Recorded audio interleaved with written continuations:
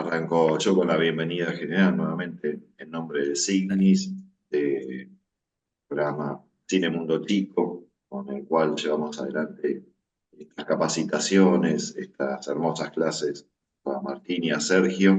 Y bueno, no voy a hacerlo más largo, ya estuvimos hablando un poco de nuestra institución y de este programa la semana pasada, no, la clase anterior, hace 2 semanas. Así que bueno, la verdad es colmando las expectativas en cuanto a que estamos otra vez reunidos haciendo algo que nos parece muy, muy interesante. Tiene que ver con el uso de las nuevas tecnologías aplicadas a la comunicación y sobre todo a la educación.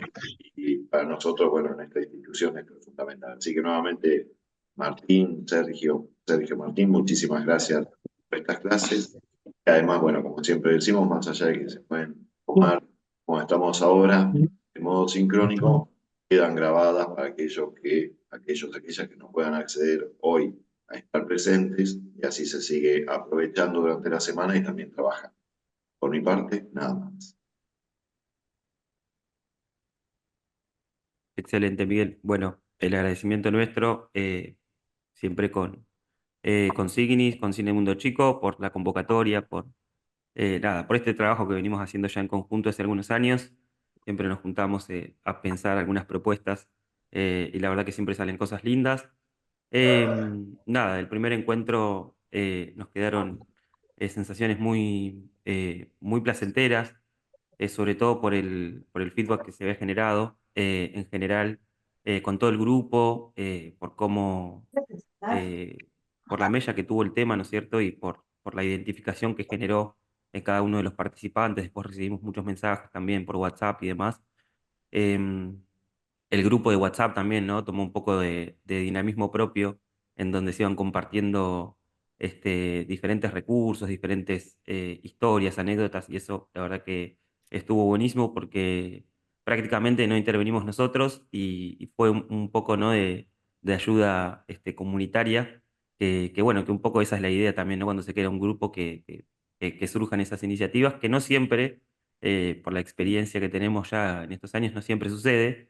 Así que nos dejó muy contentos, eso también lo estuvimos charlando, así que lo queríamos compartir. Em, y bueno, nada, muy contentos de estar acá nuevamente, un sábado. Sabemos del esfuerzo y del sacrificio, que es levantarse el sábado, que es cuando comienza nuestro descanso, así que valoramos mucho la presencia de todos acá. Bueno, después, Bueno, como yo, dijo Miguel, ¿no? Sí, es Bueno, que Sergio. no te me vayas a caer. no, que no se Esto es caiga, resbaloso. por favor. No, por mi parte, saludarlos también y sumarme a lo que dice Martín. Sabemos, acá en lo que es Mar del Plata y bueno, provincia de Buenos Aires, estamos cerrando notas, así que de este primer cuatrimestre, así que estamos como todos también muy pendientes de lo que sucede en la parte técnica, burocrática y de papeles que hay que llenar y completar, que es un montón, así que sabemos que es un esfuerzo conectarse un sábado a la mañana para el curso. Así que bueno, bienvenidos y vamos a tratar de no irnos demasiado del tiempo para respetar un poquito los plazos. Siempre un poquito más de una hora ahí le calculamos, pero ahorita y 20 a veces, pero no mucho más de eso, ¿sí? Martín. Excelente, Sergio. Sí, bueno, el primer encuentro se nos hizo un poquito más extenso porque, nada, hubo mucha intervención, un poco era la idea, ¿no? Presentar el tema, había varias cuestiones, presentar la plataforma y demás, así que trataremos de ser lo más breves posible. Em, con respecto, algo antes de arrancar, con respecto a la plataforma después, mucha gente estuvo escribiendo en el grupo en el WhatsApp por privado, de que tenían dificultades para ver los materiales, ¿sí? Recuerden que nosotros, a medida que ustedes se van registrando, los vamos dando de alta. Pero recuerden que necesitan loguearse, algunos tenían problemas, pero después Para enviaron la que fiesta ya. de la adelante, ¿viste? Cuando salí, más Pensé que quería hablar Leticia. Perdón. Bueno, recuerden que para ver los contenidos tienen que registrarse y una vez que se registran, nosotros los damos de altas, ahí cuando ingresan con su usuario y contraseña les aparece, ¿no? Los candaditos se les salen y pueden ver todos los materiales. Así que eso como para, en relación a ver los encuentros grabados y los materiales, ¿sí? Que vamos compartiendo. Bueno, si les parece, vamos comenzando. El encuentro de hoy, ¿no? Tiene que ver, fíjense, acá con esto que se llama historia y memoria. El primer encuentro trabajamos un poco sobre las migraciones, ¿no? Y sobre la inmigración. Y de alguna manera empezar a reconstruir, ¿sí? El objetivo un poco de este curso era tratar de reconstruir el pasado, ¿no es cierto? Utilizando de alguna manera también la memoria, como la memoria nuestra, la memoria subjetiva, la memoria personal, familiar, y la memoria colectiva, como una herramienta, ¿no? Para dotar de sentido, de emocionalidad, a partir de una construcción de nuevas narrativas, para dotar de sentido a la historia, ¿sí? A la historia procesal, a la historia como proceso. Eh, Hoy lo que queremos abordar un poco es esa relación, digamos, ¿no? Entre historia y memoria, que nosotros dijimos el encuentro pasado que íbamos a tratar de clarificar un poco, porque no es digamos, una relación fácil. ¿A qué me refiero con esto? Que a veces pareciera que existe un conflicto entre la ciencia histórica, ¿no es cierto?, y la utilización de la memoria como algo subjetivo, que a veces carece de sentido científico. Así que bueno, la idea un poco es abordar eso, y tratar eh, de tomar líneas de acción sobre cómo utilizar, ¿sí? La memoria y por sobre todas las cosas para qué nos puede servir la memoria. Eh, Así que bueno, de eso se va a tratar un poquito el encuentro de hoy. Y para eso lo que queremos hacer es, primero, arrancar con una metáfora, ¿sí? Que seguramente muchos conocen. Eh, Así que, bueno, comenzamos y después abrimos un poquito eh, la participación. Sueñan los nadies con salir de pobres, que algún mágico día llueva de pronto la buena suerte, que llueva a cántaros la buena suerte.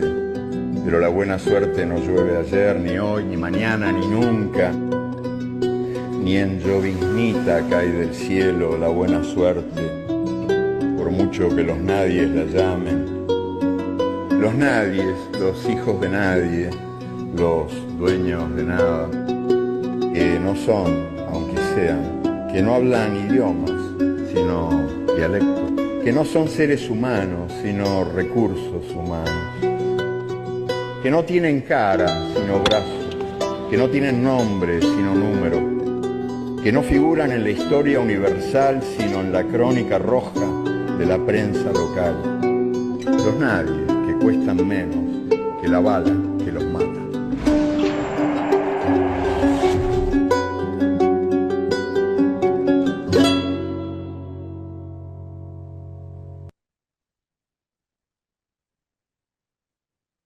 Bueno, em, siempre para nosotros también es lindo tratar de buscar alguna metáfora, ¿no es cierto? Y comenzar un poco con eso, primero porque nos acerca un poco al tema de una manera más sensible.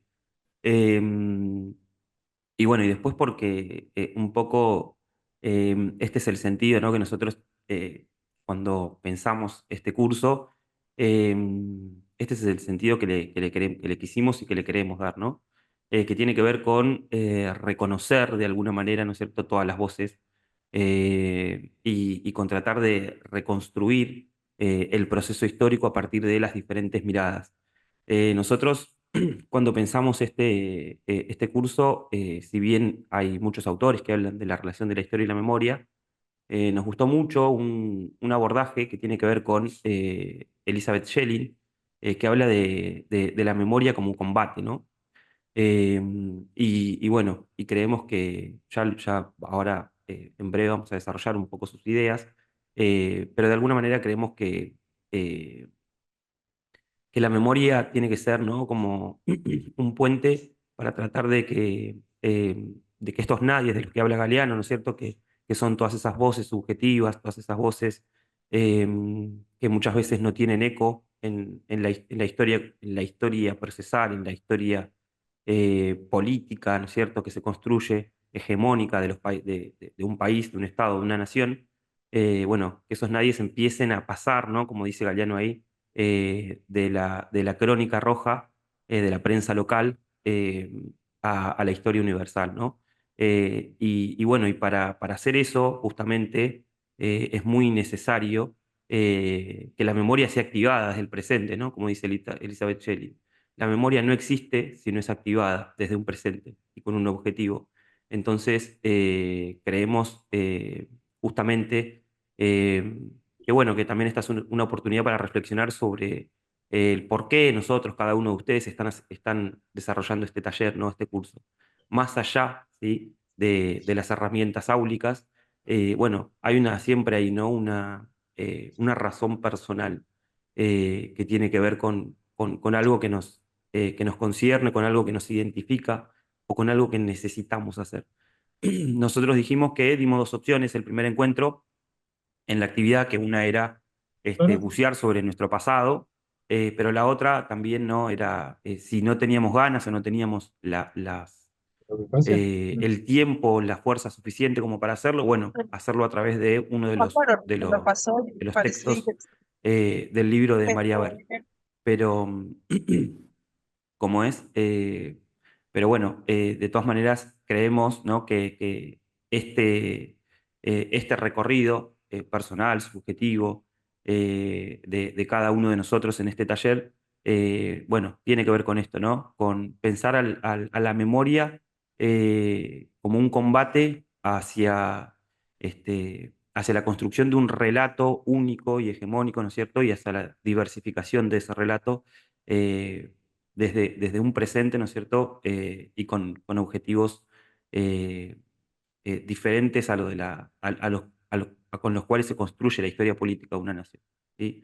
Así que, bueno, no sé si alguien quiere hablar, decir algo con respecto a esto, a esta mirada, a este enfoque, o algo con respecto a lo que estuvieron haciendo, a lo que pudieron reconstruir, recolectar, en relación al primer encuentro y a esta actividad, ¿no?, que había. Buen día, no sé si se escucha. Bajito. Bajito. Yo decía, me interesó el proyecto y lo estoy usando en la escuela, justamente estamos viendo la parte de inmigración, así que las herramientas que dieron me sirvieron. Pero en lo personal, hice mi árbol familiar en Family Tree.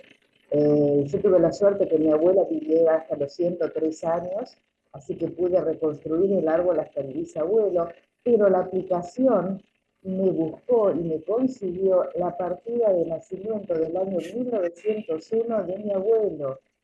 O sea que fue una cosa en lo emocional, todavía lo digo, veo las firmas y me emociona, ¿no? Realmente fue una hermosura poder bucear así en las raíces de la familia. Así que muchas gracias. Perdón, Alicia, ¿qué herramienta utilizaste de la que sugerimos? Family Tree. Bien, Family Search, perdón, Tree le puse ese árbol. Family Search, esa. bien, perfecto. Qué bien. ¿Y hasta qué año llegaste aproximadamente? Yo sabía que mi abuelo nació en el 1901, así que llegué hasta ahí, pero la aplicación me consiguió por similitud con la información que ellos cuentan, la partida de nacimiento, que yo no sabía que él había nacido el 2 de marzo, y de su papá y de su mamá cuando se casaron, que eran chilenos, ella era una india mapuche, y pude tener esos papeles. Qué bien que utilizando, ¿no?, la tecnología, estas herramientas que adquiriste, pudiste, eh, digamos, buscar en tu pasado, y me imagino esa sensación de haber encontrado esos Maravilloso, datos. realmente maravilloso. Además tengo una tía viva, así que sacaba fotos, le mostraba a ella y le decía, forma parte, es verdad, y ella sí chequeaba porque sí, ella es muy viejita, pero se acordaba. Así que sí, fue una emoción muy, muy grande, muy grande. Wow. Ver las firmas, ver en una hoja las firmas, ¿no? Una cosa impresionante. Que siempre tenemos inicios emotivos. En la clase pasada nos pasó lo mismo y no esperábamos. La verdad, Alicia, súper felices que te haya pasado eso. Tal cual. Qué hermoso, qué movilizante, ¿no? Por eso un poco hablábamos esto el encuentro anterior. Perdón, estoy con un poquito de tos. Hablamos eso el encuentro anterior, ¿no? Que eh, justamente de la carga emocional que tiene bucear en el pasado. Entonces, bueno, y ahora vamos, cuando desarrollemos algunos de los autores que hablan de esto, bueno, vamos a ver, ¿no? Que no es fácil y que a veces el olvido también es parte de una herramienta que tenemos eh, para tratar de seguir, ¿no? De seguir con nuestra vida en el presente. Así que por eso, por un lado, bueno, respetamos a aquellos que lo estén haciendo de otra forma, por eso dimos dos opciones, pero también nos alegra que los que tienen ganas lo puedan hacer y que tengan estos resultados, porque la verdad que es maravilloso. ¿Alguien más quiere compartir algo? Bueno, en el grupo hubo varias, ¿no? Varias personas que compartieron sus avances, su realidad. No sé si alguien quiere contar algo.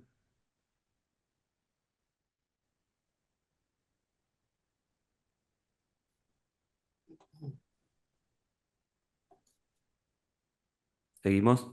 Hola, ¿Nadie levantó la mano? Sí, ahí estamos. hola. Bueno, de verdad que toda esta experiencia o todo esto que ustedes nos están transmitiendo es demasiado valioso. Eh, Poder indagar en las historias eh, de esas personas mayores, inmigrantes, de verdad que es súper valioso. Yo estoy teniendo la oportunidad de compartir. Bueno, yo de profesión soy socióloga, soy migrante. Y desde que llegué a Argentina, las actividades que me ha tocado o las actividades con las que me he vinculado ha sido el cuidado del adulto mayor. Y justamente tengo un tesoro en mis manos de una migrante, acompaño una migrante italiana. Y bueno, he estado empezando a escribir un poco todo lo que ella, lo que va relatando y cómo llegó.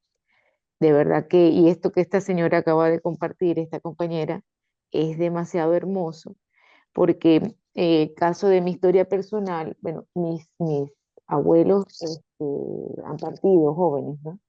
Y, y es como una tarea pendiente de cuando vaya a Venezuela, poder indagar con las pocas, vamos a decir, con las tías que aún están, parte de eso, ¿no? Una cosa que sí me gustaría poder reconstruir toda esa historia ancestral. De verdad que agradecida por esta oportunidad.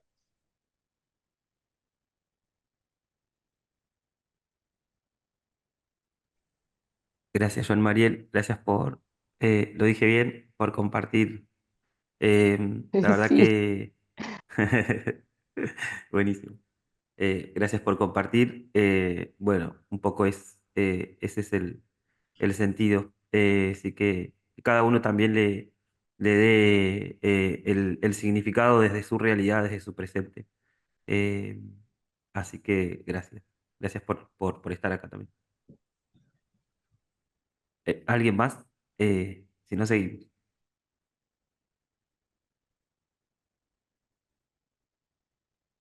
Bueno, mientras vamos avanzando, después si alguien quiere compartir, nos puede interrumpir. Em, Comenzamos, ¿no? En parte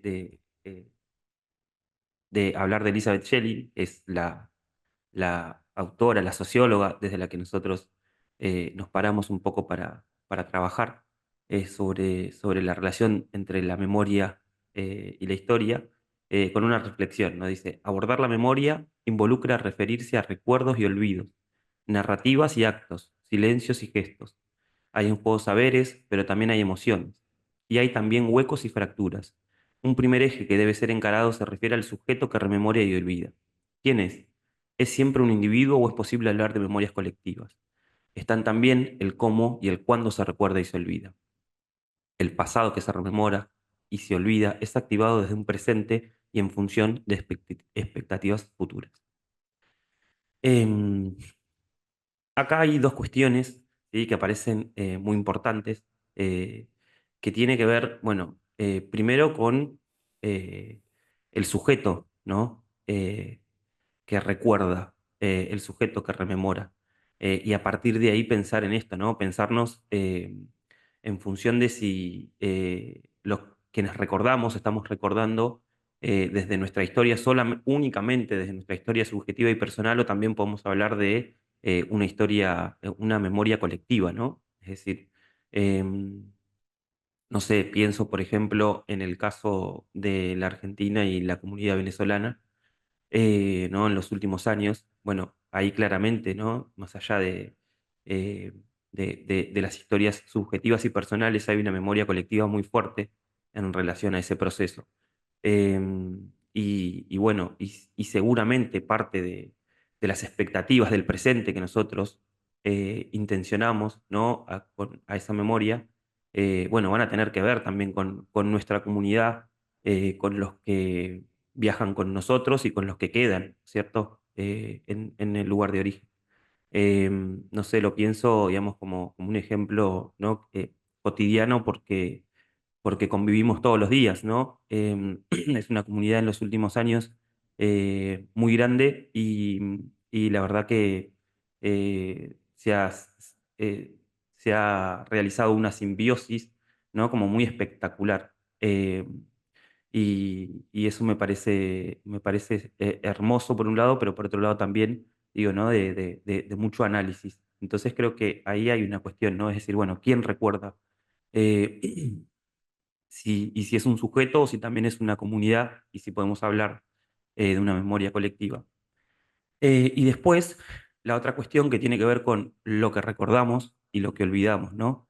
Y la función de la narrativa, es decir, em, seguramente en ese proceso de recordar vamos a tener, como dice ahí, ¿no es cierto?, silencios y vamos a tener huecos y fracturas también. Entonces, bueno, la pregunta es, ¿qué hacemos ante esos silencios, ante esos huecos, ante esas fracturas? Em, eh, ¿Cómo llenamos toda esa parte de nuestra historia que todavía no conocemos? ¿Con qué herramientas disponemos para hacerlo desde esta realidad, ¿no es cierto?, eh, multimedial, digital. Bueno, el ejemplo del inicio fue extraordinario, ¿no? El ejemplo del inicio fue extraordinario como para dejarnos en evidencia, ¿no? La potencialidad que tienen las herramientas digitales que a veces parecen eh, como carentes de emocionalidad, ¿no? Utilizar una herramienta digital parece como muy lejano de poder aportarnos algo emocional a nuestra historia y sin embargo, fíjense cómo eso se transforma en una herramienta muy indispensable, ¿sí?, el día de hoy para tratar de reconstruir esa emocionalidad nuestra. Así que, bueno, ahí está la otra cuestión, ¿no? Y la función de la narrativa es clave pensarla en el mundo en el cual vivimos, ¿no? Elizabeth Schelling hace mucho hincapié en su obra en esto de la memoria, que la memoria no existe si no es activada desde un presente. Entonces, bueno, en ese presente tenemos que tener en cuenta también, ¿no es cierto?, las características del mundo en el cual vivimos y esto de la narrativa transmedia y las narrativas digitales, bueno, tienen que ver, ¿no?, también con la intención de este curso. Vamos a compartir algunas palabras, ¿sí?, de Elizabeth Schelling sobre lo que ella cree que es la memoria, ¿sí? Y un poco esto que hablábamos de la memoria como algo activado desde el presente. panelista en el seminario Memorias Políticas en Perspectiva Latinoamericana, la socióloga Elizabeth Jellin señala que las memorias son un campo de luchas y disputas por el sentido que se le da al pasado. El campo de estudios de memoria tiene un lugar importante en la Segunda Guerra Mundial, el nazismo y una búsqueda de sentido del pasado. En América Latina sí es verdad que como campo de estudios vinculado a pasados recientes de conflictos políticos violentos, de situaciones límite, se inició más alrededor de las dictaduras del Cono Sur. Pero eso no quiere decir que no sea importante estudiar y mirar todo el campo de memorias vinculadas con pasados muy anteriores. Y en realidad podemos hablar, Ludmila lo habla, de memorias cortas y memorias largas. Para mí lo importante conceptualmente es pensar que las memorias son presentes y tienen que ver con el sentido que le damos al pasado, pero siempre ese sentido, cuando estamos hablando de memorias sociales, de memorias públicas, es en función de un futuro, de un horizonte de futuro. Entonces lo interesante del tema es que se juntan pasado, presente y futuro en un mismo momento. Para nosotros empieza el trabajo a partir de las dictaduras de los años 70 y es también un momento en que en el mundo se empieza a trabajar, se amplía el campo de trabajo alrededor de estos temas. Ahora, la discusión filosófica sobre qué es memoria la podemos llevar para atrás hasta los griegos, no es nada nuevo. Los temas de memoria tienen historia, o sea, el sentido que se le da, porque la memoria al final, ¿qué es? El sentido que se le da al pasado. Entonces, eso que es presente, depende de la coyuntura del presente, el sentido que le vamos a dar, y qué del pasado vamos a rescatar y qué vamos a silenciar. Eso es parte de la vida y de la historia. Para llevar adelante, o sea, una de las grandes innovaciones de la década de los 70 en el mundo fue la prevalencia o la entrada importante de la interpretación en términos de derechos humanos y violaciones a los derechos humanos. Gente victimizada, activistas desaparecidos, torturados, hubo siempre. El paradigma con el que se interpretaba era una lucha política con ganadores y perdedores. Ahí no se aplicaba la palabra víctima. La palabra o la noción de víctima aparece más que nada cuando se expande el paradigma de los derechos humanos universales, porque entonces ahí lo que uno está buscando es las violaciones, entonces a los derechos humanos. Entonces allí la persona cuyos derechos fueron violados se convierte en víctima de una violación. A mí me preocupa muchísimo la desigualdad. La desigualdad de género era mayor. La desigualdad étnica yo creo que era mayor, la que era la desigualdad del coeficiente de Gini entre ricos y no tan ricos y pobres. Entonces yo creo que ha habido transformaciones en un sentido más igualitario en algunas cuestiones de género, en algunas cuestiones del reconocimiento de los derechos de los pueblos originarios. A mí me gusta conceptualizarlo en clave de desigualdades, y desigualdades múltiples, desigualdades que no se resuelven, que son interrelacionadas, que no se pueden pensar en países o en naciones, sino que hay que pensarlos en términos globales. Porque hoy en día la mayor desigualdad que uno puede imaginar es el lugar donde uno nace.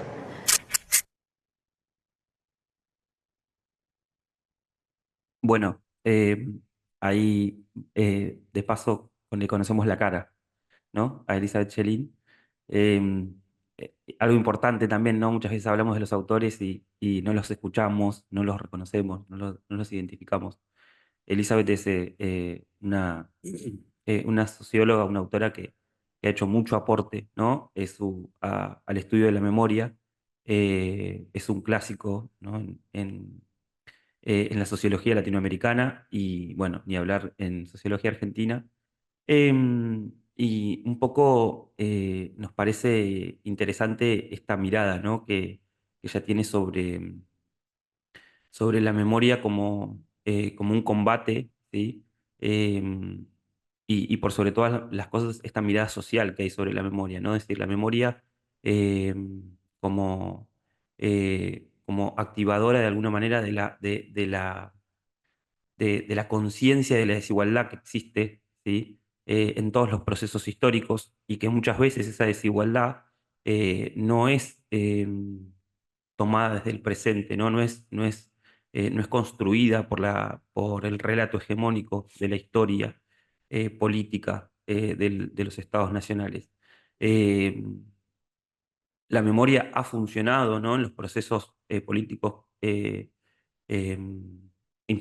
más importantes del siglo XX como una herramienta para tratar de reconstruir una contrahistoria, ¿sí?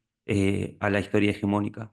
Ha funcionado para tratar de traer, ¿sí? Todas las voces de las víctimas de todos esos procesos que muchas veces la historia política no abordaba. Eh, la sociología ha hecho mucho aporte a través del estudio de la memoria en la construcción de una historia más social a lo largo del siglo XX, en donde se tenga en cuenta, ¿no? Al sujeto, donde se tenga en cuenta justamente a las víctimas, como dice ella, ¿no? de todos estos procesos. Em, y un poco nosotros creo que podemos y debemos llevar, ¿no? Esta mirada al aula, que tiene que ver justamente con tratar de mirar los procesos, todos los procesos del siglo XIX, del siglo XVIII, todos, ¿no? Pero desde la modernidad para acá, y ni que hablar del siglo XX, en esta clave, ¿no? Es decir, de una historia social que se construya a partir de estas miradas subjetivas y que se empiece a renarrar a partir de esta historia contrahegemónica que tiene en cuenta todas las voces, que muchas veces son acalladas, ¿no es cierto? Y solo figuran en la crónica roja de la prensa local, como decía Galeano. Eh, y fíjense con lo que termina, ¿no? La mayor desigualdad, dice Elizabeth Schelin, de acuerdo al sistema en el que vivimos, está en el lugar en el que uno nace. Pensar, ¿no? Nosotros trabajamos mucho en el aula con Sergio sobre estas cuestiones, ¿no? Es decir, tenemos muchos trabajos en la página sobre la desigualdad, sobre el sistema, ¿no es cierto? Sobre el capitalismo, sobre su forma de funcionamiento. Hoy parece, ¿no? Como producto de la realidad también de los jóvenes, parece difícil hablar, ¿no? De lo malo del sistema eh, o producto muchas veces de las perspectivas no ideológicas que van tomando fuerza en el presente, no solamente en Argentina, sino en el mundo, como dice Elizabeth Schelin, no lo podemos pensar como algo de Estado, sino lo tenemos que pensar como hoy en día, producto de esta realidad tan globalizada a través de los dispositivos electrónicos, lo tenemos que pensar en clave global, ¿no? Bueno, es decir, las tendencias de hoy hacen que sea difícil hablar de los problemas del presente, los problemas del sistema, los problemas del capitalismo en clave social, ¿no? Bueno, creo que nuestra función es la de reproblematizar ese discurso. Y la memoria y las historias personales y bueno, y la memoria colectiva, ¿no? Que se activa desde el presente justamente pueden cumplir esa función de combate, ¿no es cierto?, de los discursos que se van instalando y que se van construyendo en torno a los estados nacionales que a veces dirigen, ¿no? como procesos que tienden a mitigar o a no dar importancia, ¿sí? A estas cuestiones que son ni más ni menos que cuestiones sociales, ¿no? Pareciera que a veces que lo único que importa son que los números del mundo y del sistema den bien y no se tienen en cuenta que detrás de cada número hay personas con sus realidades que a veces la pasan bien y a veces la pasan mal.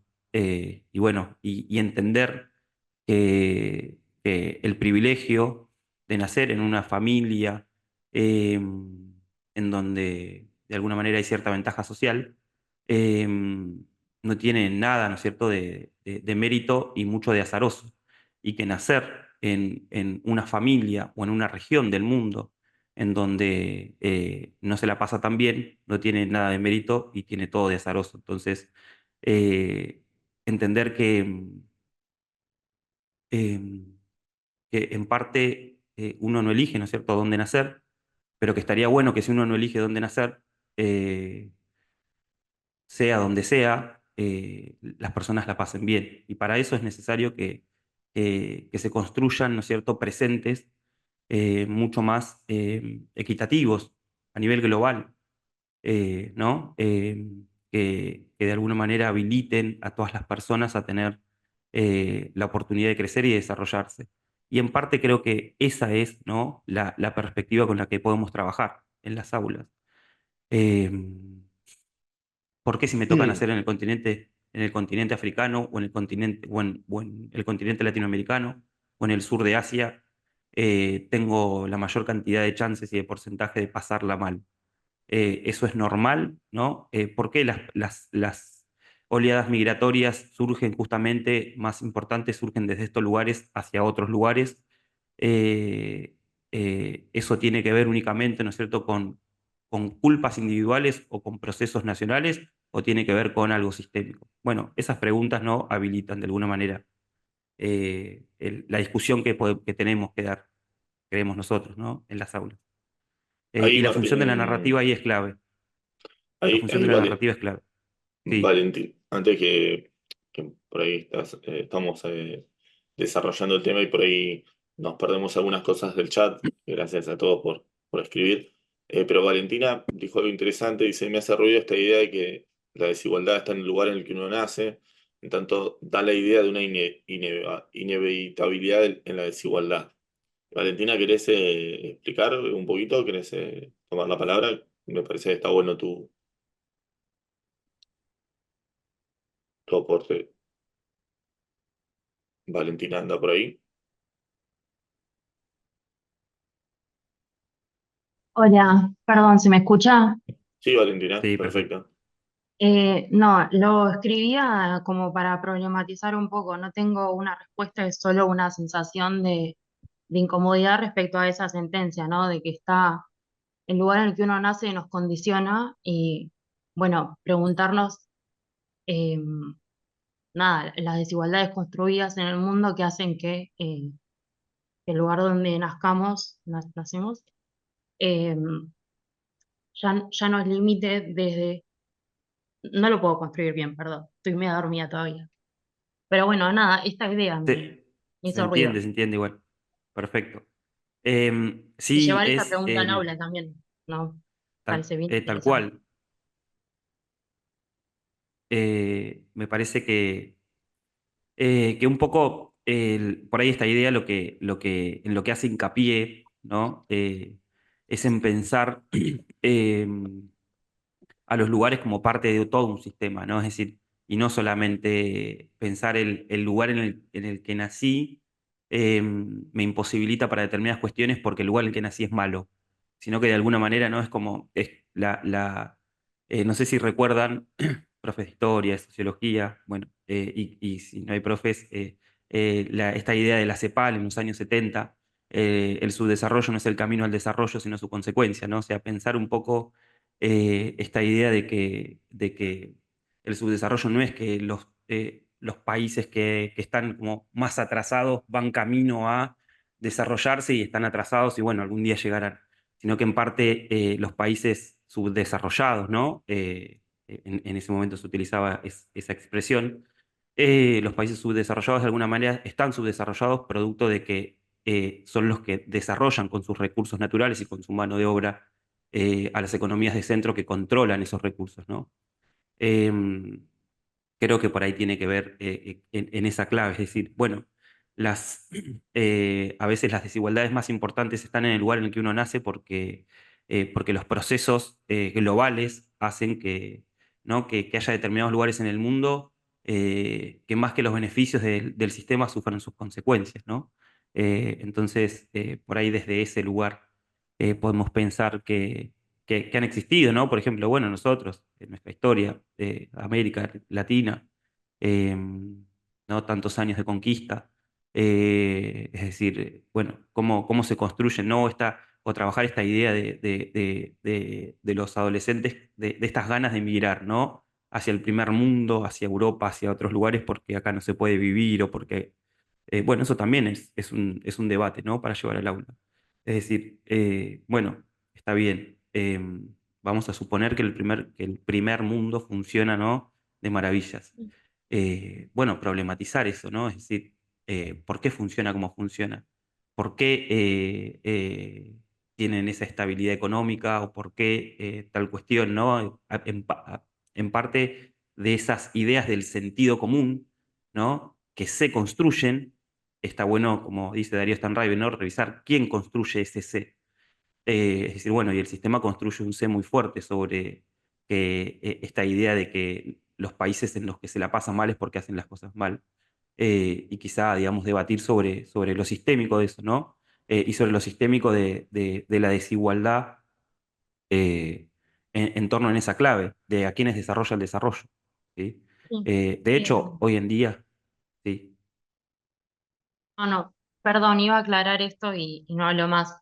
Lo que me preocupaba de la frase es este contenido como individualista que puede tener, ¿no? Es mi culpa porque yo nací acá sin tener en cuenta todo lo sistémico que vos planteás.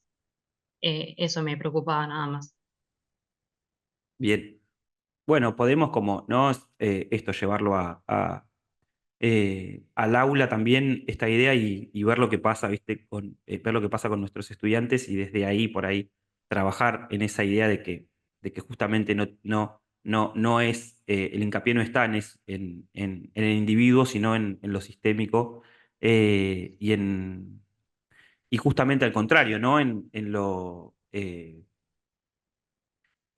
azaroso que tiene el nacer en un lugar determinado, en el poco mérito que eso tiene, ¿no es cierto? De hacer mal, las cosas bien o las cosas mal, y a su vez en lo objetivo que tiene que haya lugares en el mundo, ¿no es cierto?, en el que la gente la pasa mal, en relación al sistema. Y ahí está la relación, ¿no? Entre la historia y la memoria. Es decir, ahí aparece nuestra historia personal, nuestra historia subjetiva, nuestras intenciones, nuestros deseos futuros, como por ejemplo lo de los jóvenes de querer migrar hacia otros lugares, de Argentina, ¿no? De jóvenes de Argentina que quieren migrar, por ejemplo, a Europa, que se está dando esta realidad, aparte es un proceso que estamos viviendo en el presente, y bueno, y desde ese lugar, ¿no? Tratar de esos deseos que se activan y como esa memoria que los estudiantes construyen sobre nuestro país y sobre que en este país siempre pasa lo mismo, ¿no? Decir, bueno, ¿desde dónde se construyen esas memorias? ¿Desde dónde se activa esa memoria, ¿no? De que en este país siempre pasa lo mismo.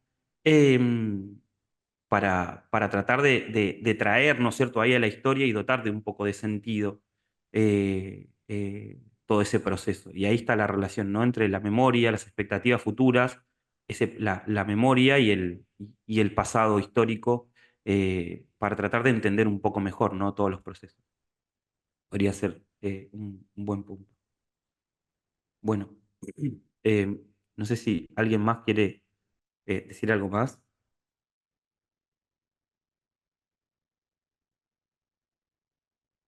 Si no, seguimos. Bueno, la idea es, vamos a trabajar, lo vamos a hacer bastante, voy a tratar de hacerlo rápido.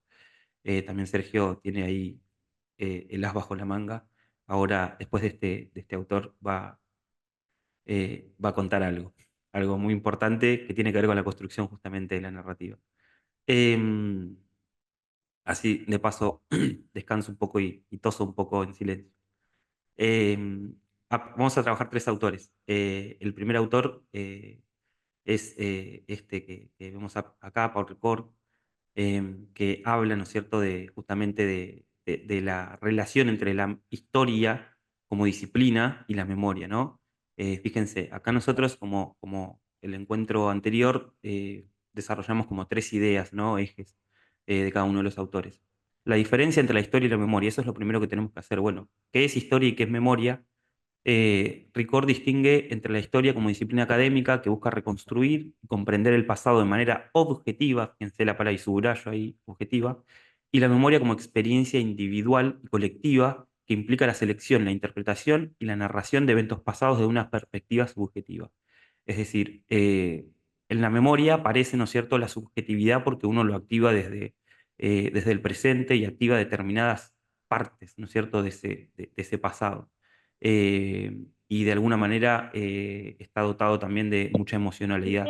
Por eso es subjetiva. Y después aparece la historia como ciencia, ¿no? Que de alguna manera trata de despojarse de toda esa subjetividad, de todas esas emociones, para tratar de construir grandes explicaciones de procesos que tienen que ver justamente con todo lo sistémico. Y que es importante esa relación porque de alguna manera tenemos a la historia, ¿no es cierto?, como la constructora de un gran proceso, y a la memoria tratando de darle significatividad, ¿no es cierto?, y cotidianeidad a ese proceso, y muchas veces otorgándole anomalías a ese proceso. ¿Qué quiere decir? O sea, puntos que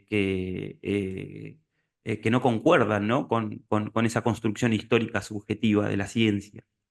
Y bueno, y cuando esas anomalías, ¿no?, se hacen muy fuertes, y cuando esas anomalías empiezan a ser muchas, ahí empezamos a construir un contrarrelato, ¿no?, que muchas veces ese contrarrelato con el tiempo puede llegar a convertirse en la historia oficial, ¿no?, y pasar a ser, por eso la importancia de la memoria, ¿no? Es decir, esa memoria subjetiva, si toma fuerza de memoria colectiva, y se establece a lo largo del tiempo, puede pasar a convertirse, ¿no?, también en parte de la historia como ciencia, como disciplina científica. Em, Después dice, entre la fidelidad de la memoria y la verdad histórica. El autor argumenta que la memoria y la historia están interconectadas y se influyen mutuamente. La memoria influye en la forma en que se seleccionan, interpretan y narran los eventos históricos, mientras que la historia proporciona un marco crítico para comprender y cuestionar las narrativas de la memoria. Es decir, acá hay un debate siempre que se da en historia, ¿no?, que tiene que ver con, eh, no sé, autores, Hayden White, por ejemplo, se me viene a la cabeza también. Este debate de si la historia es una ciencia, ¿no?, o si la historia está más cerca de ser una ciencia o de ser un relato. Y de alguna manera hay mucha gente que se ofende, ¿no?, cuando abrimos este debate porque a veces pareciera que le quita como peso a la importancia de la historia. Desde nuestra perspectiva, nosotros creemos que todo lo contrario, que lo que hace que de alguna manera es reconocer, ¿no es cierto?, que la historia como proceso, porque lo hemos visto, que la historia como disciplina muchas veces se construye en base a intereses políticos, ¿no?, y a miradas ideológicas del presente.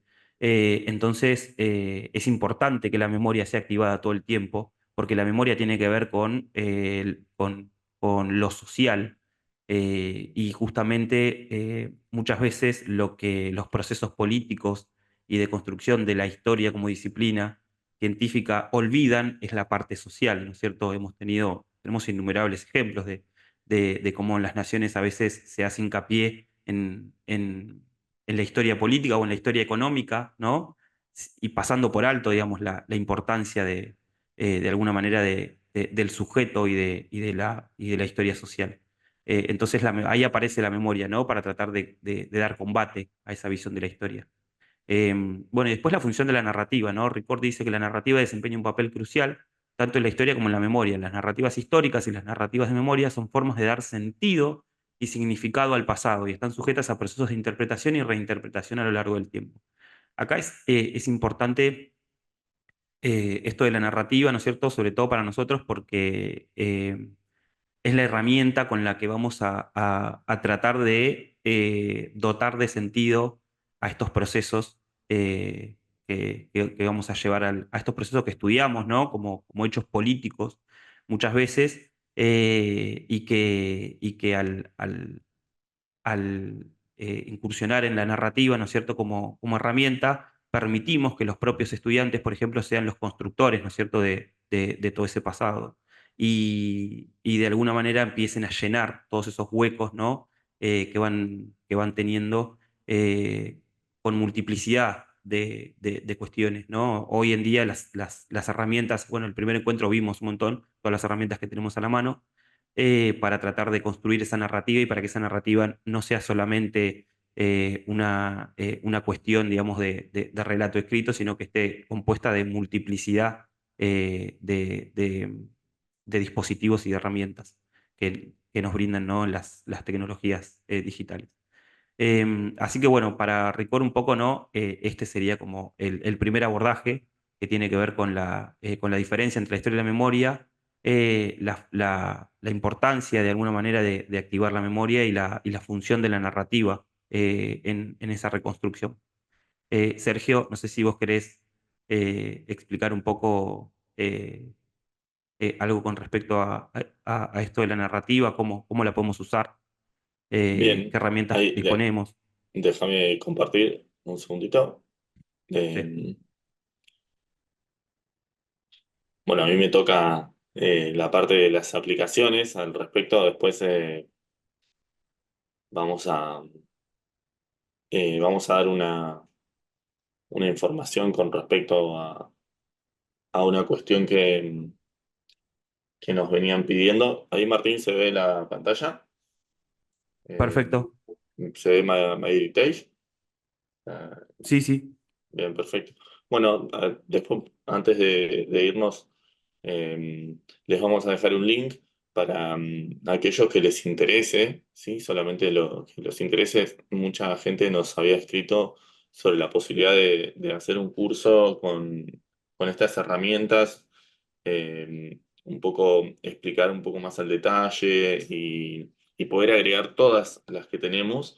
Entonces, un poco escuchando esos mensajes y demás, y con el beneplácito de Miguel que nos cede esta posibilidad de este espacio de poder compartirlo con ustedes. Después les voy a compartir en el chat un link para que ustedes puedan informarse acerca de ese curso que se va a dar en agosto o septiembre. Estamos viendo bien, no muy sobre fin de año para no nos agarre, digamos, la peor parte para los docentes, que es en cuanto a lo administrativo y burocrático, que es la parte de fin de año. Pero bueno, después les voy a compartir el link para poder informarse mejor. Y con respecto a lo que nos contaba Martín, en cuanto a los conceptos que venimos trabajando, hay una herramienta muy interesante que yo un poco mencioné el otro día, que se llamaba MyHeritage, ¿sí?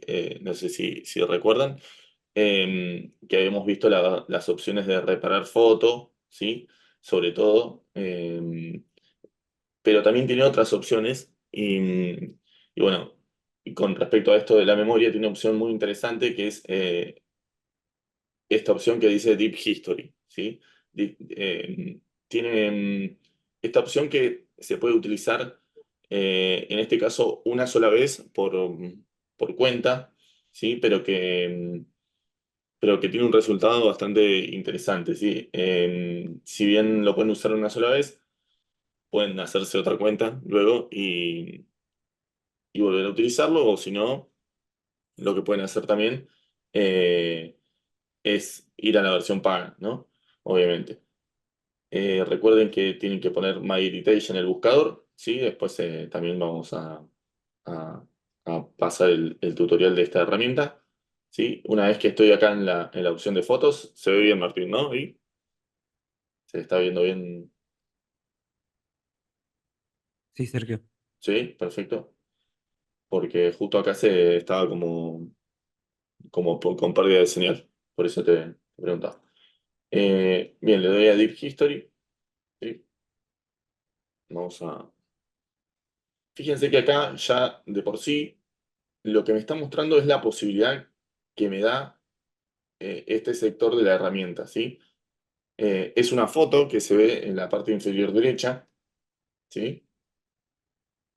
Y en la parte del centro abajo, lo que me dice es lo que yo puedo llegar a hacer. En este caso, animarlo, ¿sí? Y que hable lo que yo considere, lo que yo quiera que diga esa persona. Y fíjense que justamente son imágenes relacionadas con inmigración, ¿sí?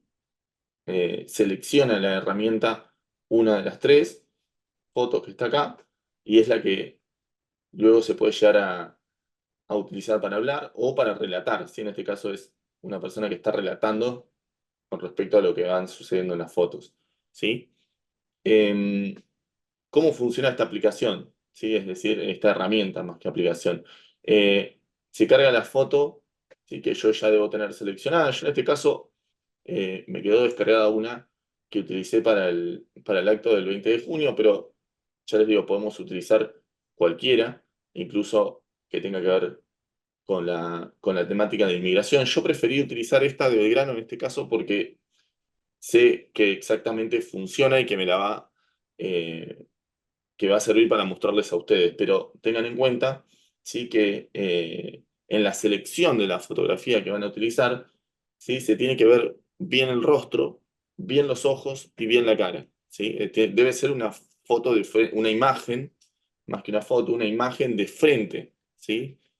No va a tomar la herramienta una imagen que sea de costado o que esté o que sea de muy baja calidad. Lo que les recomiendo, si es que van a utilizar una imagen que quizás no tenga la calidad suficiente, es utilizar la opción anterior. Fíjense que había una opción de reparar foto, ¿sí? Les conviene pasar por ese proceso antes y luego llegar hasta esta Deep History, ¿sí? Yo en este caso usé la de verano, que es la que utilicé para el acto pasado. Siempre a los docentes nos preocupan un poquito los actos y está bueno tener una herramienta más. Le voy a dar clic, ¿sí? en abrir. Y ahí empieza a trabajar, ¿sí? Fíjense que dice, estamos mejorando su foto para obtener mejores resultados. Recuerden, ¿sí? Que tenemos que estar seguros de lo que vamos a hacer porque tenemos un solo intento, ¿sí? En esta ocasión. Ya les digo, luego, a menos que uno quiera hacer una cantidad de Deep History constante, pasado un tiempo te habilita luego la opción de volver a utilizar la aplicación. Si no hace falta que, no es que le hace una para toda la vida. Pasado un mes, los deja volver a entrar, ¿sí? Pero el problema es que quizás necesitemos varias o no, lo cual se soluciona nada, teniendo otra cuenta, ¿sí? Alternativa. No hay problema con eso. Bien, fíjense que acá nos pide algún tipo de información, ¿sí? Esto lo pueden llenar o no, en realidad es optativo, ¿sí? Porque ahora se van a dar cuenta de por qué. No vamos a poner todos los nombres de Belgrano. Martín se los acuerda de memoria, pero yo no. ¿Sí? Vamos a ponerlo. Continuar acá y va a empezar el proceso de lo que sería la segunda parte, que es lo que yo quiero que este personaje diga. Pero primero, antes de pasar a eso, es interesante que veamos las opciones de arriba hacia abajo de la interfaz de la página, ¿sí? Fíjense que, bueno, nos los presenta y nos tira algunas opciones de voz, ¿sí? Tenemos las velocidades, ¿sí? Esto es interesante porque lo podemos probar acá, si le ponemos escuchar voz, lo podemos llegar a probar. Y tenemos distintas, digamos, lo que serían las tonalidades, ¿no? En esto de la diversidad que tenemos, ¿no? En nuestro continente. Tenemos a Javier, ¿sí? Claudio, Ahí de estás vos, Chile, Sergio. Sos Edgar, español. claro, bueno, exacto. Español de Bien. España. Julio Estados Unidos, Julio español Estados Unidos, Luis español Estados Unidos, y así sucesivamente. Esto tiene que ver con que cuando yo me logueé en la página, cuando yo ingresé mis datos, puse mi país, ¿sí? Porque si yo en esa preinscripción que se hace, que es normal, es la que hacemos con cualquier herramienta, ¿sí? No te pregunta nada solamente te pregunta la fecha de nacimiento y de qué país sos. Yo puse Argentina, entonces me tira opciones de mi continente, pero en realidad si yo quisiera utilizar otras voces de otros países alternativos, ¿sí? Inglaterra, por ejemplo, o francés, ¿sí? También te da esa posibilidad. Entonces, yo lo voy a dejar en Javier, ¿sí? En español, ¿sí? Vamos a, como, a guardar o a cerrar acá. Y acá tenemos que elegir nuestro primer capítulo o lo que yo quiero que diga, ¿sí? Sergio, perdón, Sí, en en esa esta parte parte. de elegir la tonalidad, es importante, por ejemplo, si trabajamos con nuestros estudiantes en el aula, decirles, bueno, a ver, ¿qué tono creen que, no sé, por ejemplo, si trabajamos con la figura de Belgrano, ¿no? Bueno, ¿qué tono creen que tenía Belgrano? ¿No? Entonces, y ahí como, bueno, generar también esas cuestiones desde lo más, pareciera como de lo más anecdótico, que en realidad no, ¿no? Porque es decir, no conocemos su voz. Entonces, bueno, habilitar ese debate y en el caso del trabajo de este taller, de este curso, bueno, también, qué sé yo, pensar, jugar un poco sobre estas cuestiones que vos hubiera tenido, ¿no? O sea, de acuerdo a la reconstrucción que nosotros hacemos del lugar de origen, de por dónde pasó y demás, cada uno de nuestros antepasados, bueno, también, ¿no? Habilitar a esta parte como un juego también.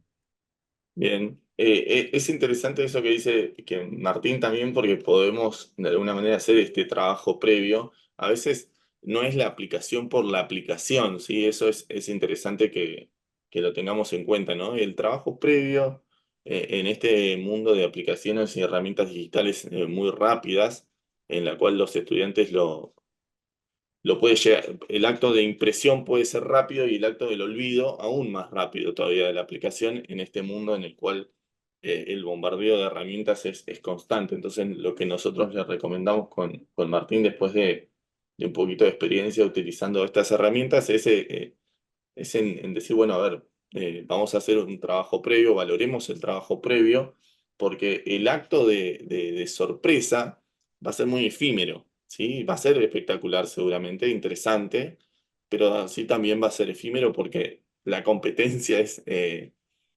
es constante y la renovación es todos los días, ¿sí? Entonces, valoremos ese acto previo de trabajo y luego también valoremos en cómo lo vamos a mostrar, ¿no? Esto de que Martín mencionaba la clase pasada de la eximidad, que tiene que ver con esto de mostrar los resultados. Busquemos la manera, ¿no? De mostrarlos, si con un QR, si en la página de la escuela, si en un acto, ¿sí? Pero valoremos ese trabajo previo.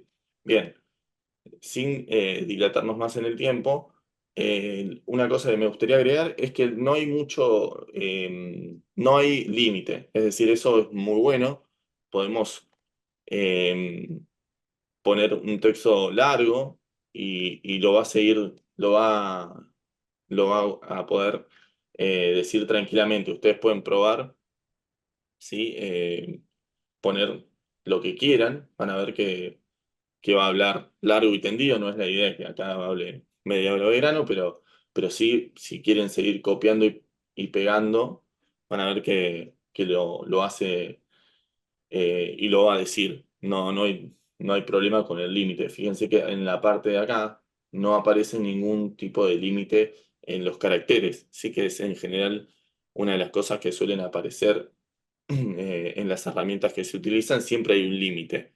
¿Sí? En el curso que nosotros estamos preparando hay una herramienta que vamos a presentar que se llama Boki, que justamente tiene un límite, ¿sí? Que también funciona con una especie de avatares y de animaciones, pero en este caso no hay límite. Ya les digo, no es la idea tenerlos escuchando todo el día vegano, pero podemos seguir copiando y pegando frases. ¿Sí? Yo seleccioné algo con respecto a la memoria cortito acá y con esto de la dictadura que estaba diciendo Sherin, pero bueno, podemos seguir.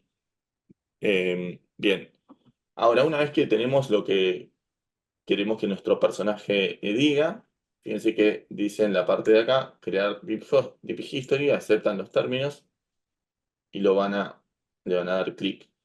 ¿Sí? Vuelvo a reiterar esta cuestión. Tenemos en este caso solamente un intento, ¿sí? No tenemos más que eso. En esta opción, ahora yo voy a hablar de otra, en la cual tenemos 4, ¿sí? Utilizando esta misma herramienta. Pero en este caso tenemos una sola. Ahora vamos a ver si ustedes lo pueden escuchar, si no, lo vamos a hacer subir, ¿sí? Porque, bien, fíjense que ya lo hizo. ¿Cuánto tardó? Bueno, yo estaba mirando el relojito mientras lo estaba presentando y tardó 1 minuto, ¿sí? 1 minuto. Claramente es inteligencia artificial, ¿sí? Y tardó 1 minuto en generar esta Deep History y fíjense cómo lo presenta, ¿no? Manuel está listo, ¿sí? Acá pueden compartir, ¿sí? El link. Yo se lo voy a pasar al chat también, a ver si después cualquier cosa tenemos algún problema o algo. eh, por si Martín lo...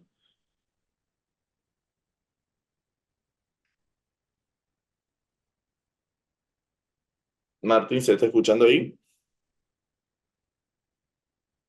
¿No te escucho a vos? No, no se escucha. Bien. A ver, Si querés lo abro yo. fíjate si lo podés abrir vos. Mm,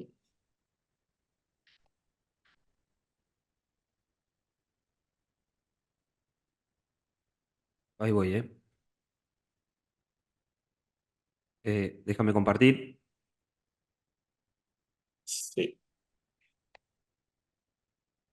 Ahí va.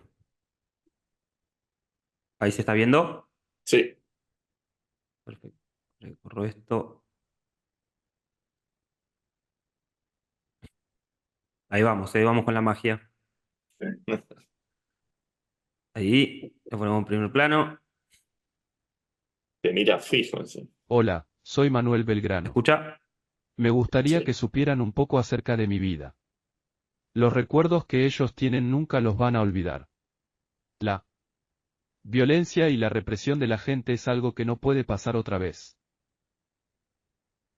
Bueno, es una palabra corta, sí, podríamos haberlo hecho hablar más.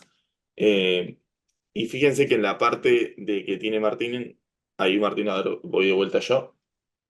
Sí.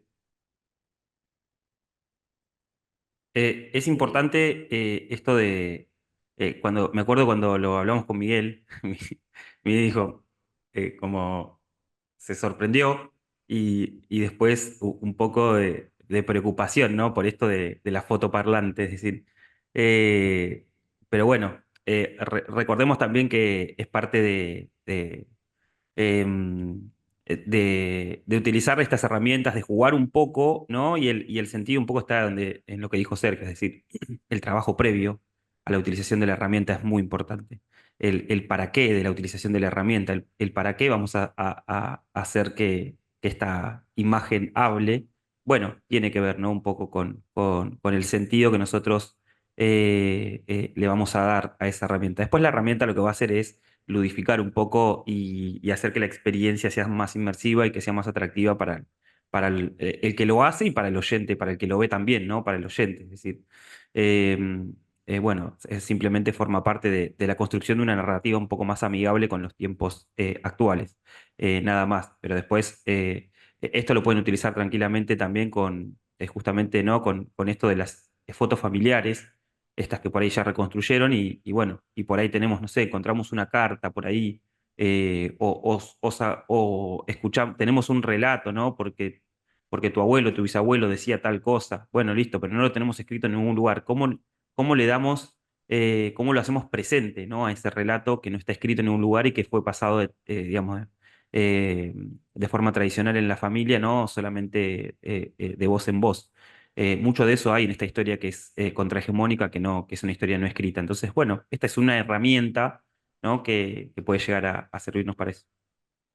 Bien, bueno, todo eso es muy bueno lo que dijo Martín en el sentido de darle justamente una actualización en función de lo que estamos viendo acá en el curso. Yo lo mostré con este ejemplo porque sé que es un ejemplo exitoso y ya les digo, tenía un solo intento eh, y no quería desperdiciarlo, pero en realidad funciona si ustedes hacen un buen análisis de la imagen que quieren, teniendo en cuenta la experiencia que les estamos contando, de seleccionar una foto de frente, de seleccionar una foto que esté en buena calidad, ¿sí? Van a poder lograr el resultado.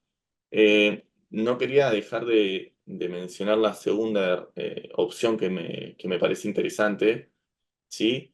Eh, que tiene que ver con esto, con la animación, ¿sí? La animación de fotos, ¿no? Acá ya nos estamos como, wow. Fíjense que lo que tenemos en la parte inferior, acá va, en la parte izquierda, ¿no? De la imagen que se mueve, es una foto de dos personas, ¿no? Y esto es importante que lo tengan en cuenta porque esta opción va a detectar los rostros de la fotografía. Ustedes pueden poner una fotografía donde estén 5 personas, pero van a tener que elegir una, ¿sí? La herramienta les va a decir, bueno, sí, detecto 5, ¿con cuál querés que trabaje? Entonces, tengan en cuenta que tienen que elegir por lo menos una de las 5 imágenes que desean animar. ¿Qué diferencia hay con la Deep History que por ahí nos perdemos un poquito? Bueno, parece que está mostrando lo mismo. Sergio, estás mostrando lo mismo. No, en realidad, fíjense que acá lo que va a hacer es va a mover aspectos de su rostro, pero no va a hablar, ¿sí? Lo que hace es mover su cuerpo. Vamos a probar ahora, como esta posibilidad me da 5 opciones, cinco veces, 5 animaciones y no una. Vamos a intentar utilizar una imagen distinta, ¿sí? Pero si no me llega a dejar, vuelvo a la de Belgrano, ¿sí? Vamos a probar en vivo, a ver si sale, Martín. Puede Ahí, fallar. mira, Sergio, Gabriela dice, muy interesante, yo trabajo en archivo y con esta herramienta es posible contar la historia de los documentos, imágenes, notas, cartas, de una manera más didáctica y llamativa. Bien, buenísimo.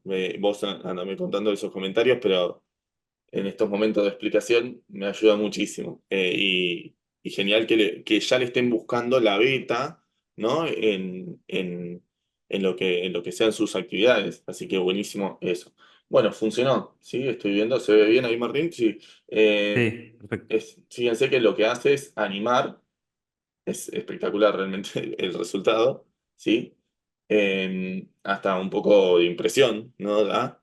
Eh, el efecto en los estudiantes es realmente muy, muy llamativo, ¿sí? Fíjense que en la parte izquierda me permite o cargar otra foto o compartir el link, ¿sí? Como había hecho con Martín recién, o descargar el video, ¿sí? Si yo lo descargo, obviamente lo puedo utilizar para lo que yo quiera. Yo en realidad lo que me parecía interesante unir son estas dos cosas, y eso era el porqué, ¿no? De también de la elección de esta herramienta. Yo voy a elegir otra imagen, que es la de Belgrano, que ya utilizamos, ¿sí? Entonces, las dos posibilidades que me da MyHeritage. La parte del habla, ¿sí? En segundo lugar, y la parte de la animación en primer lugar, ¿sí? Es decir, sería como más interesante para mí mostrar primero un Belgrano que te mira, que te mueve los ojos, que se ríe, que tiene una sonrisita, y después el Belgrano que te habla, ¿sí? Entonces, unir las dos cosas me parece mucho más productivo para las posibilidades que te da la aplicación y para lo que nosotros querramos hacer, ¿sí? Que mostrar dos imágenes que por ahí no tenían tanto que ver. A mí me parece, pero es una opción que la dejo abierta también al resto. El comentario que nos tiró la compañera lo puede hacer de una manera mucho más diversa, ¿sí? Que lo que yo planteo. Pero dejo este tip que me parece interesante de decir, bueno, si voy a utilizar la herramienta y los recursos, las veces son limitadas, lo aprovecho al 100%. Y en ese aprovechar al 100%, por ahí es usar la misma imagen, eh, tanto como para animar primero, como para luego hacerlo. Fíjense que acá ustedes pueden ir viendo en mis fotos las fotos que tienen. En este caso, ¿sí? Yo tengo las 3 fotos que, bueno, una está repetida, ¿sí? Y en cuanto a animación, van a ver que sigan intentando hasta que se caiga, digamos, le va a tirar el tema del pago, pero por lo menos 4 veces, 4 o 5 veces lo va a dejar y ya les digo, al tiempo les vuelve a dar la posibilidad, pero no es algo que lo puedan hacer de manera inmediata, ¿sí? Bien, no sé cómo estamos de tiempo, Martín, si tenemos tiempito, un segundito. Estamos un poquito ajustados, pero no. ¿Vos querés mostrar la otra herramienta ahora directamente? Sí, vamos a tener el tema este de que no sé cómo voy a poder. El tema es de cómo yo diría dejarla para la clase que viene hasta que yo resuelva cómo poder mostrar el audio, porque cuando quiera generar el discurso, eh, Ah, perfecto. no te voy a poder compartir eso. Ahora nos quedamos un ratito, si querés, y Carlos solucionamos esto. hace una pregunta. ¿Solo rostros? Imaginé que eso que menciona Gabriela de trabajar con documentos se podría animar una mano escribiendo con una pluma y unir ambas animaciones y la que tiene la voz también, ¿no? En esto de la construcción de la narrativa sería muy bueno, Bueno, Carlos, pero perdón, Martín, ¿vos querés decir algo? no, por eso dije pero y y te di el Claro, pase. Martín se está riendo porque es pero si quieren saber eso, les dejamos el link de nuestro próximo curso. Eh, Sonó medio armado, ¿no? Pero gracias, Carlos. Carlos, parecía que lo armamos. Bueno, ahí les dejo el chat, obviamente invitados a consultar, ¿sí? Sobre esta posibilidad, pero eso que dice Carlos es lo que vamos a enseñar en ese tipo de cursos, ¿sí? Cómo generar eh, cuestiones que tienen que ver con la movilidad de objetos, sin ser demasiado técnico, porque la idea es no utilizar After Effects o programas demasiado desarrollados, sino herramientas que podamos ya tener a mano con un computador general y no una computadora súper que Rocío sabemos también que. preguntó, dice que no puede no puede escribir en el chat, pero preguntó en el grupo si alguna herramienta que pueda servir para los chicos para armar juegos de play con contenido histórico. Bueno, eso también, ¿no? O sea, tampoco, no nos queremos ir mucho por las ramas porque se nos va a hacer muy extenso el horario y ya estamos en 1 hora 20 y todavía falta un poquito. Pero bueno, sí comentar esto, ¿no? Que la clase anterior nos preguntaron si por un curso de inteligencia artificial, nosotros tenemos un curso y venimos armando, o sea, tenemos un curso sobre diseño de materiales didácticos y lo venimos actualizando y armamos una propuesta nueva. Que todavía la estamos terminando, pero bueno, en parte un poco todas esas herramientas que con la potencialidad de la inteligencia artificial, ¿no? Que el último año ha irrumpido de una forma tremenda, bueno, vamos a abordarlas ahí. Así que más que nada eso. Y el grupo ese que compartió Sergio es un grupo de WhatsApp donde pueden consultar, sí, por ese taller que va a ser cortito. Sí, es un curso que nosotros venimos dando con Martín, pero que este año particularmente va a estar más enfocado en lo que es la inteligencia artificial y siempre lo enfocamos a la parte práctica, no tanto a lo teórico. Tiene su parte teórica como esta, pero es mucho más dividido el aspecto, ¿no? No habla tanto Martín, con eso quiero decir, habla Martín, pero también le damos mucho lugar a las herramientas y a las aplicaciones, así que ojalá que podamos conectar con eso. Habla más Bueno, Sergio en ese curso. sí, sí, porque pobre se queda sin voz y después me va a tirar la bronca. Bueno, Martín, te dejo terminar así. Bueno, sí, avanzamos. A ver, hacemos esto, después la presentación queda subida en la página, fíjense que acá, si ustedes cliquean no en el video, ¿no? Sino en la presentación que nosotros hicimos en la página, arriba de eso que dice ebook, los va a llevar, ¿sí? A cada uno de los textos de los autores con los que trabajamos por si quieren profundizar en las ideas, ¿sí? Si les llega a interesar alguna mirada en particular, bueno, sepan que tienen disponibles los textos de donde nosotros construimos esto.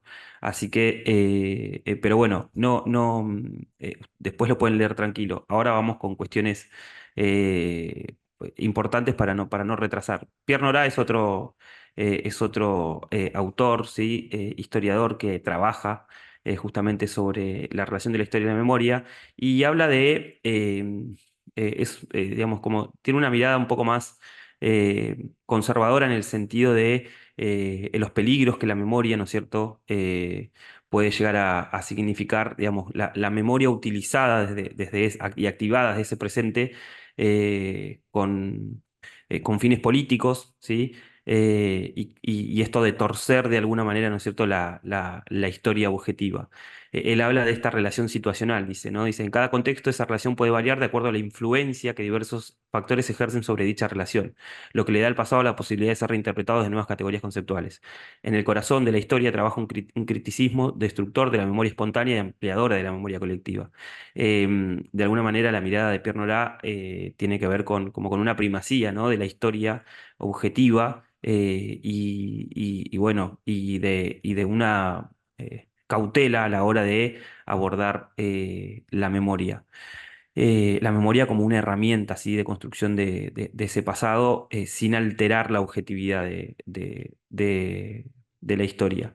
Acá un poco entra en juego este debate, ¿no? Sobre estas miradas, digamos, de la historia como una ciencia o de abrir de alguna manera, ¿no es cierto?, el entendimiento de la historia como un relato que es construido desde siempre y activado desde los intereses del presente, desde las preguntas que se le hacen a las fuentes, a los documentos, ¿no es cierto? Bueno, en nuestra perspectiva personal, nosotros estamos un poco más de acuerdo de esto, ¿no? Del giro lingüístico, de la subjetividad, de la narrativa, del relato, porque lo vemos todo el tiempo, ¿no? Cómo, de acuerdo a los diferentes proyectos políticos que lideran cada uno de los estados en el mundo, se construyen, ¿no? Una visión de pasado específica. Entonces, la historia no trabaja construyendo una visión de pasado específica, ¿no? Intenta trabajar justamente siendo lo más objetiva posible.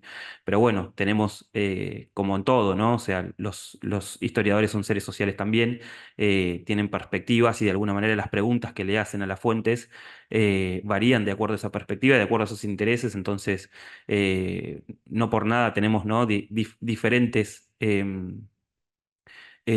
corrientes historiográficas dentro de la historia y de los procesos históricos. Entonces, por ahí nosotros con Pierre Nora, en ese sentido, estamos más anclados en Elizabeth Schelin, pero bueno, es importante este aporte, ¿no? Porque también, digamos, como para tratar de tener presente que no es que nuestra historia subjetiva se va a transformar, ¿no? De alguna manera en la explicación objetiva, sino que de alguna manera lo que tenemos que tratar de hacer es que nuestra historia subjetiva empiece a dialogar y en todo caso a discutir algunas cuestiones de esa historia objetiva, ¿sí? Ahí aparece la herramienta, es decir, tener ese cuidado sí es importante. Y después habla de los lugares de la memoria, ¿no? Pierre Nora, que eso creo que es uno de los aportes más lindos que tiene, que habla de esto, de que los lugares no como solamente como lugares, ¿no? Como espacios físicos, sino también como eventos o tradiciones que se encarnan y se representan en la memoria colectiva de una sociedad. Pueden ser monumentos, museos, conmemoraciones, ceremonias o incluso objetos cotidianos cargados de significado histórico. Estos lugares son el resultado de procesos de selección, interpretación y narración del pasado. Bueno, acá, ¿no? Por ejemplo, podemos pensar sobre todo en los lugares de la memoria.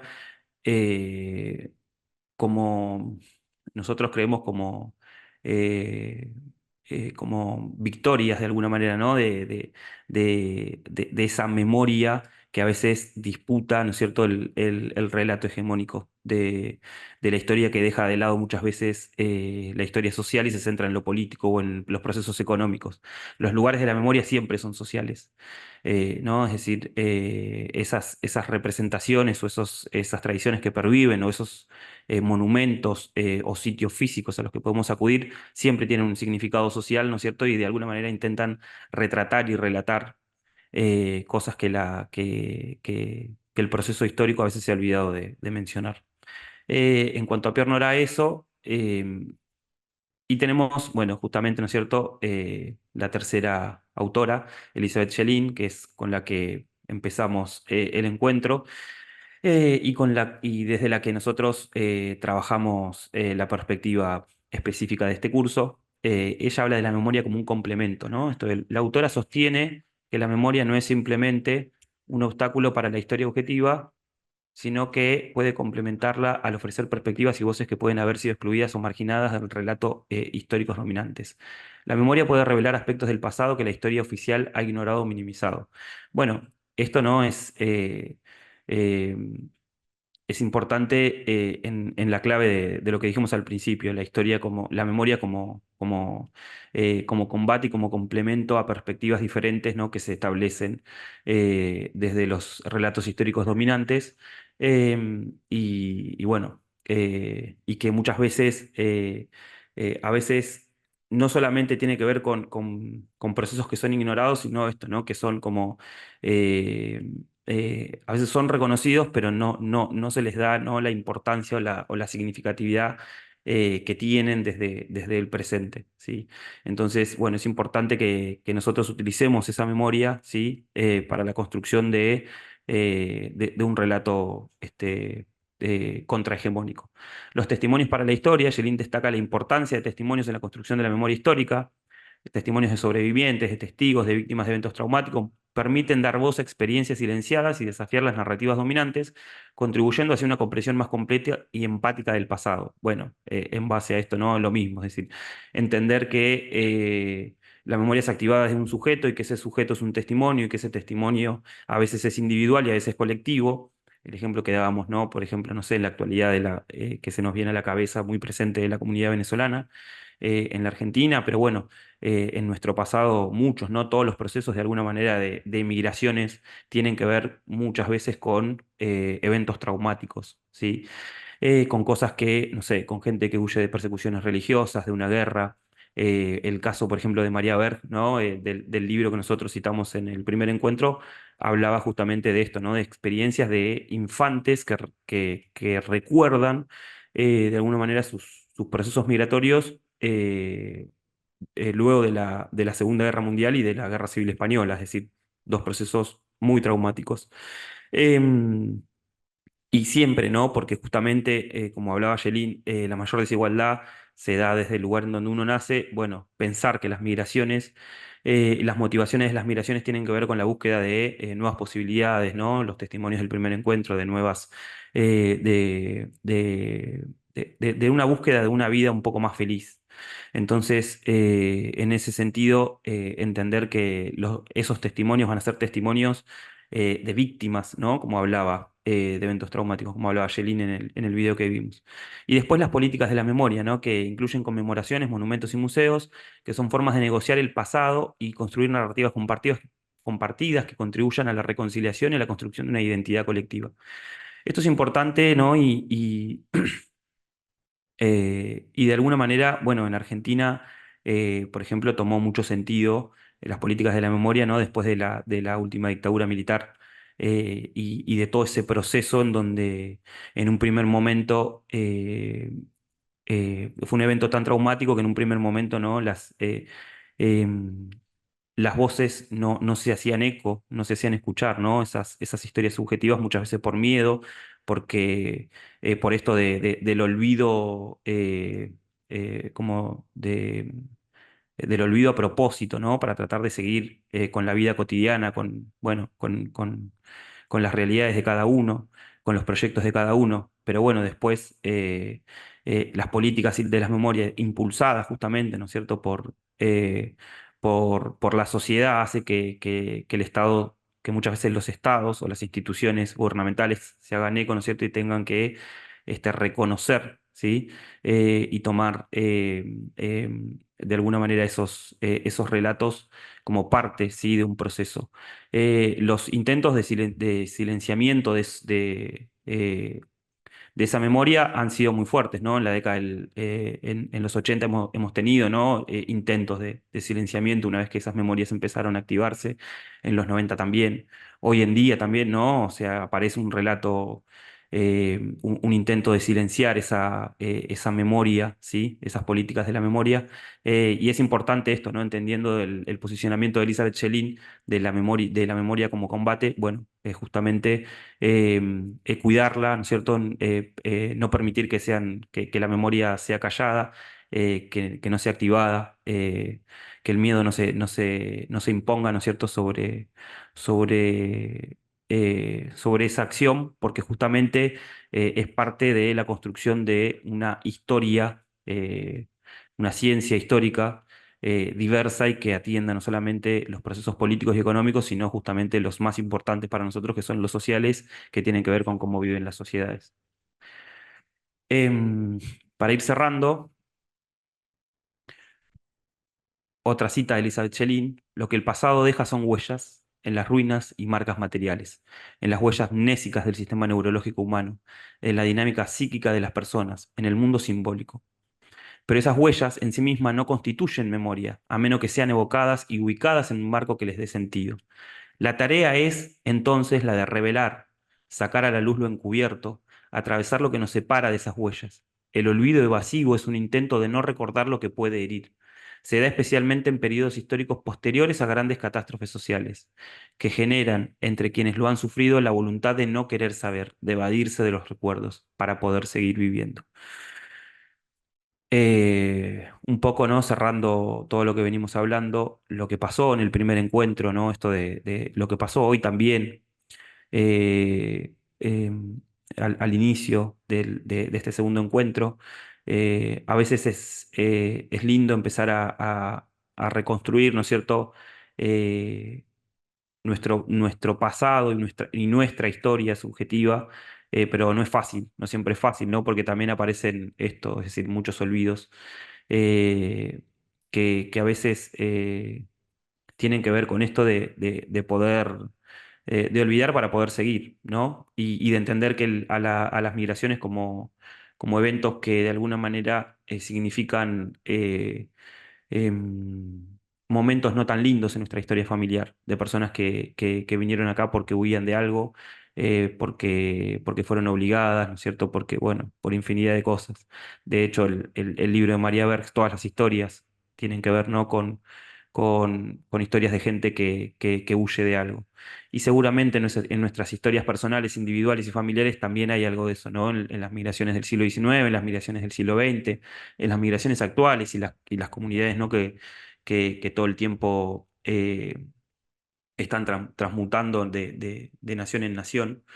Y bueno, y empezar a pensar esas historias dentro de ese marco histórico, ¿sí? Global, en donde con una visión crítica de lo sistémico del capitalismo, ¿no es cierto? Y de esa afirmación de que la mayor desigualdad es la desigualdad que se da en el lugar en el que uno nace, porque el sistema, de alguna manera, ¿no? Así lo determina. Entonces, entender, digamos, utilizar esa historia política con ese marco de referencia para entender, ¿no? De alguna manera, desde las historias subjetivas, la historia social y de todas las comunidades eh, que viven viajando de un lugar al otro, ¿no es cierto? Muchas veces no de manera feliz. Bueno, y como para cerrar esta triada, ¿no? de autores, eh, eh, Paul Ricoeur, que hablaba de la narrativa. Bueno, la narrativa entonces, para dar sentido, ¿sí? Utilizamos la narrativa. En el primer encuentro nosotros les dimos esta consigna de empezar a buscar, ¿sí? Como en esa bitácora de recuerdos que tenemos familiares, fotos, relatos, es decir, no sé, cartas, todo, no sé, un accesorio, una cadenita, un reloj, todos los objetos materiales que nos ayuden a reconstruir y también esto de empezar a utilizar las aplicaciones como por ejemplo para llegar a esta partida de nacimiento, ¿no? De la que hablábamos al principio, que nos parece tan lindo porque de ahí nos topamos con otra información, ¿no? Que muchas veces no conocíamos, que son fechas de nacimiento, pueblitos, y a partir de esos datos empezar a utilizar, por ejemplo, las herramientas digitales también como Google Maps o Street View, como para empezar a conocer, ¿sí? Y ese lugar del cual nuestra historia forma parte. Eso es muy importante. Entonces, la narrativa, ¿sí? Para dar sentido.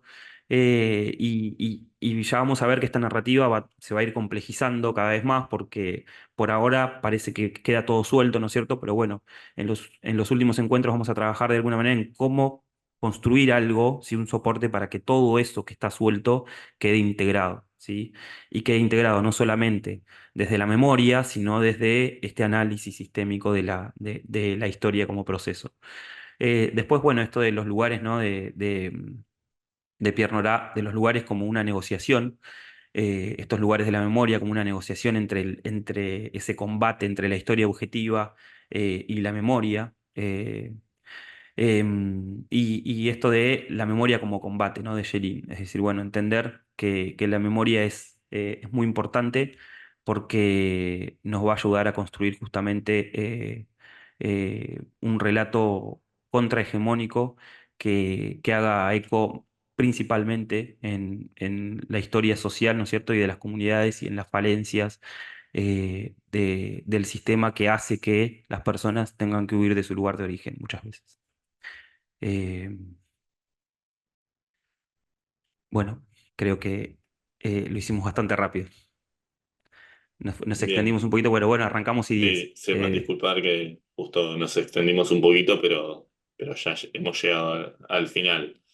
Recuerden que Siempre la nos pasa lo mismo. clase va a quedar grabada, está siendo grabada y luego va a ser subida a la plataforma y va a quedar en YouTube también para aquellos que quieran revisarla.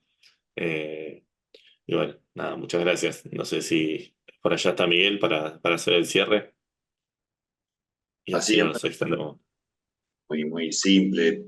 Gracias nuevamente, como siempre, Martín, Sergio. Recordarles que los dos próximos encuentros ahora sí son muy seguiditos. Es el sábado que viene y el sábado 13 a la misma hora, a las 10 de la mañana, y así vamos a concluir esta capacitación, estos cursos, junto con Aulas Creativas. Estamos organizando desde Signis, Argentina. Simplemente eso, muchísimas gracias y bueno, aquellos que todavía no se hayan registrado, háganlo para poder acceder al material, como aclaraban ellos. Al principio a veces uno quiere acceder a las grabaciones, pero bueno, si no se lo vio primero, no va a poder hacerlo. Pero es muy fácil, escribir, mandar el correo y a partir de ahí ya se puede acceder al material. Así que bueno, nuevamente gracias por la atención, por la participación y nos estamos viendo, nos estamos encontrando entonces el sábado próximo, primer sábado ya de julio, para continuar con el tercer encuentro. Leo Julio. Chao, hasta luego. Hasta luego. Muchas gracias a todos. Bueno, los esperamos la semana que viene. Buen fin de semana Buen fin de semana. y gracias por estar.